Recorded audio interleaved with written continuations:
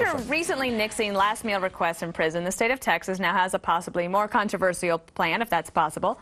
Nixing food altogether for lunch on weekends, at least. The story is that 36 prisons in Texas are going to cut lunches on Saturdays and Sundays.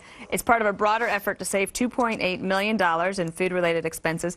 They would serve brunch between 5 and 7 a.m. and then dinner from 4 to 6:30 p.m. And in between, you could go and buy snacks. And they say, the officials say that they've talked to the Department of Corrections officials who say that this is not going to cause any problems.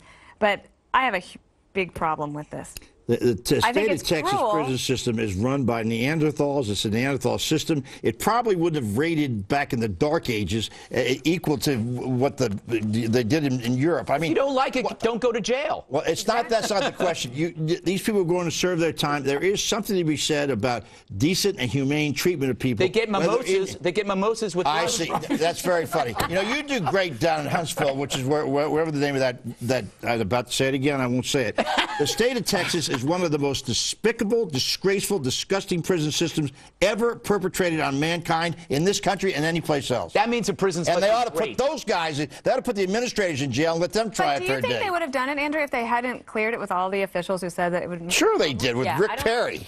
Well, it's a lot better than prisons around the world. I mean, 2 meals a day. Not much. A lot of people get 2 meals a day. I don't see what the big deal is here. How many they can meals get do you eat a day? snacks. How many? I don't eat that many, believe it or not. I know it's hard to imagine. Doesn't seem to be hurt. But that's not the point. I'm not going to the state of Texas to lose weight in a prison. I mean, come on, man. Why don't you just whip them? Why don't you just whip them? You want to do that? Instead, let's move on to something. Why don't you waterboard them? There's something you guys can do. There's a good idea. Okay, That's good. You guys know a lot about waterboarding. Now you're going to do it. Stop. All right, we're going to move on to something that is only a few days away, and that's Halloween. So we talked about yesterday about all these stories that were coming out about schools that are banning costumes or the celebrations altogether because they say it's too disruptive. And a state representative in Connecticut thinks he's got the perfect solution. He just wants to make the last Saturday of October Halloween, like the fourth Thursday of November is Thanksgiving. Halloween to me has become like a month-long holiday, but you have a young one. Would you support this idea? Great idea. Then you have the school administrators worrying about kids going to school and being distracting or distractive.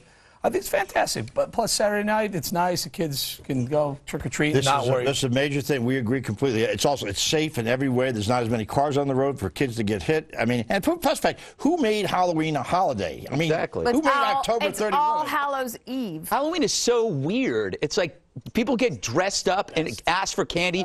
If I go out dressed up and offer candy, I get arrested.